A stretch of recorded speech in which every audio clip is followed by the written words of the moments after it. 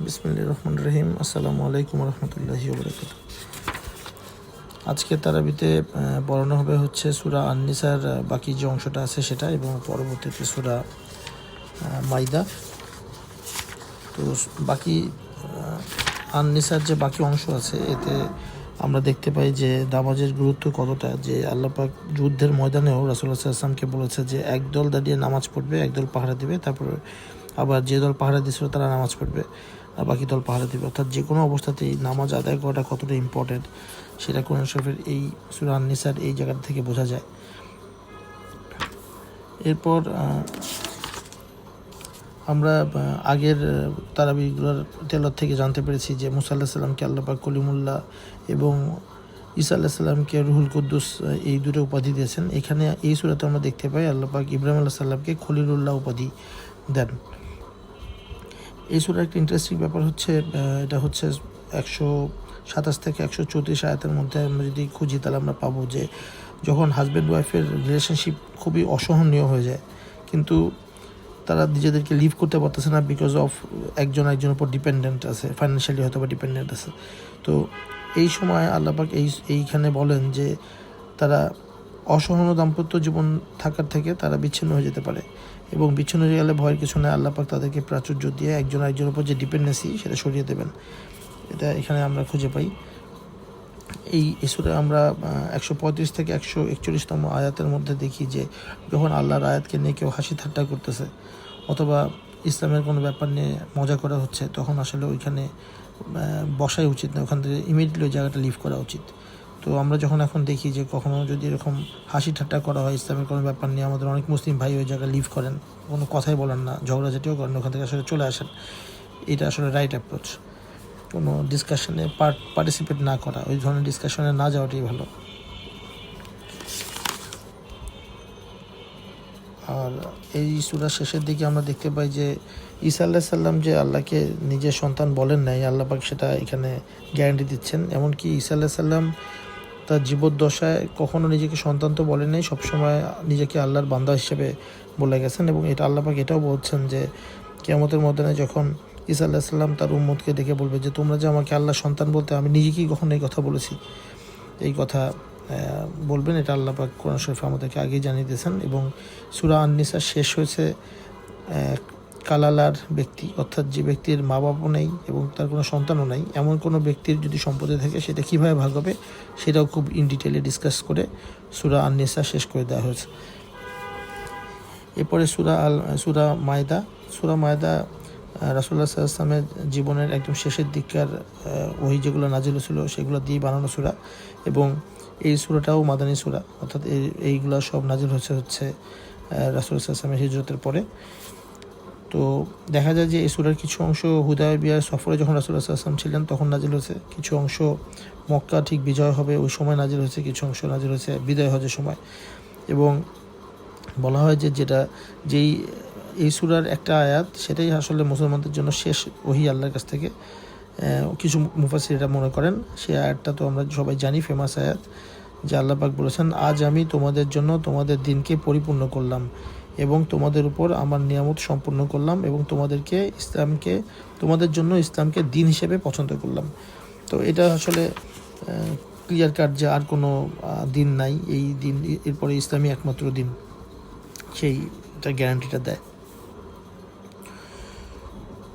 তো এই সূরার মাঝামাঝি অর্থাৎ 20 থেকে 26 আয়াতের মধ্যে আমরা দেখতে পারি যে মুসা আলাইহিস সালাম যখন ফেরাউনের হাত থেকে তার কওমকে উদ্ধার করে নীল নদ পার হয়ে ওই পারে গেলেন, এবং ওখানে তারা পরবর্তীতে আল্লাহর কৃপায় তারা মান্না সালওয়া এগুলো খাচ্ছিলেন এবং জীবনযাপন করতেছিলেন। এই পর্যায়ে আল্লাহ পাক হুকুম করলেন যে তোমরা জেরুজালেমে যাও এবং ওইখানে যে যুদ্ধ করে ওই জায়গাটা কন্ট্রোল নাও। তো তখন আমরা দেখতে পাই যে ইহুদিদের যে স্বভাব সেই অনুযায়ী তখন তারা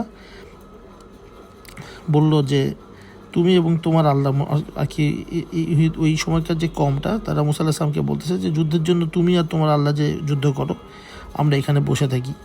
তো মুসা আলাইহিস সালাম খুবই ফ্রাস্ট্রেটেড হন এবং তিনি আসলে বদদোয়া করেন যে এরা যাতে কখনো কোনো ভালো একটা জায়গায় থিতু না হতে পারে, কোনো একটা জায়গায় তারা থিতু না হতে পারে। তো এই দোয়ার আল্লাহ কবুল করেন এবং 40 বছরের জন্য এই জেরুজালেমে তারা প্রবেশ করতে পারেন না। তো এই ঘটনাটা এখানে আসছে।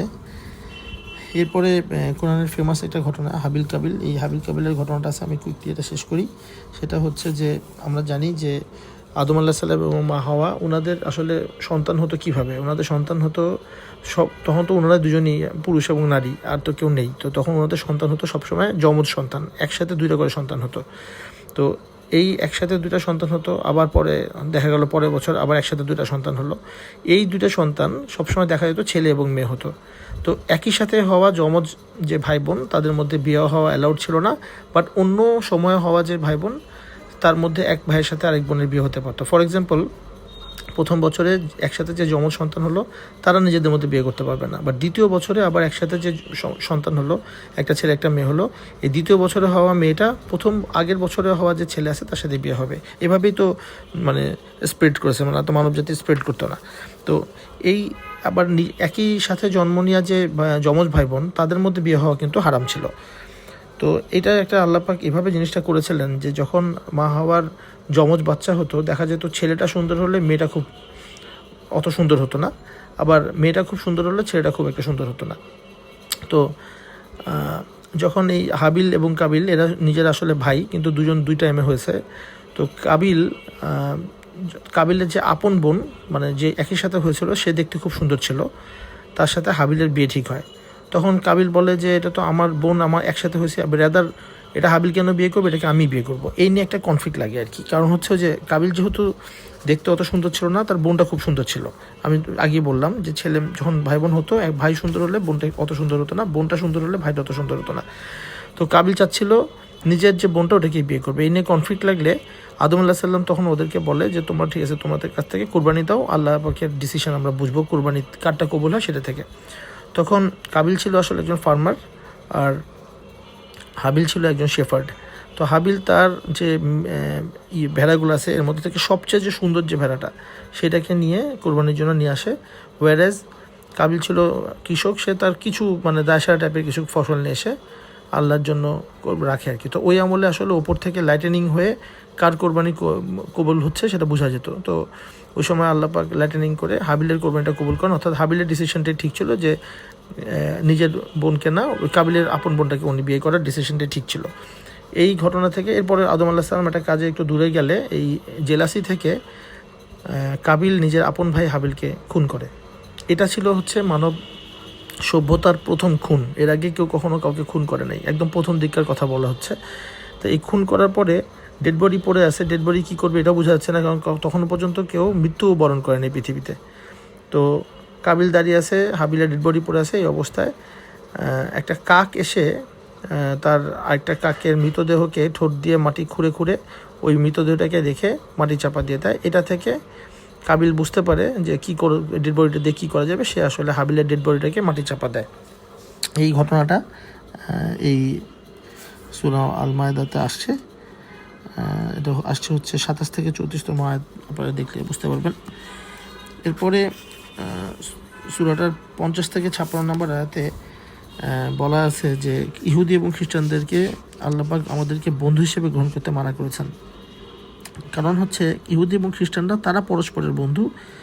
এই কনটেক্সটে যদি আমি বলি এটা মাদানী সূরা, সো আমরা বুঝতে পারি যে যখন স্টেট অফ মদিনাতে মুসলমানদের পাশাপাশি খ্রিস্টানরাও ছিল, ইহুদিরাও ছিল, দেখা যেত যে মুসলমানদের এগেনস্টে কোনো একটা ব্যাপারে ইহুদি এবং খ্রিস্টান তারা একসাথে হয়ে যেত। তো ওই কনটেক্সট থেকে এই জিনিসটা আসলেও আজ পর্যন্ত এটা ট্রু যে এই বন্ধুটা বলতে আসলে অন্তরঙ্গ বন্ধুর কথা বলা হয়েছে। আমার কোনো এক মুসলিম ভাইয়ের থেকেও আমার অন্তরঙ্গ বন্ধু হয়ে যাবে না কোনো ইহুদি বা কোনো খ্রিস্টান, সেটা আজ পর্যন্ত বলবৎ আছে এই রুল। এবং আল্লাহ পাক ফার্দার বলেছে যে তোমরা যদি কেউ এরূপ করো তাহলে তোমরা ওদেরই অন্তর্গত হয়ে যাবে। এই কথাটা আপনারা পড়ে দেখতে পারেন, 50 থেকে 56 আয়াতের মধ্যে আছে। তো এছাড়া আরও অনেক টপিক আছে, বাট ওগুলো আমি আর আজকে মেনশন করলাম না। নেক্সট আমাদের 5 নম্বর তারাবিতে শুরু হবে সূরা মায়েদার বাকি অংশ। আজকে এখানে শেষ করলাম। আসসালামু আলাইকুম ওয়া রাহমাতুল্লাহি ওয়া বারাকাতুহু।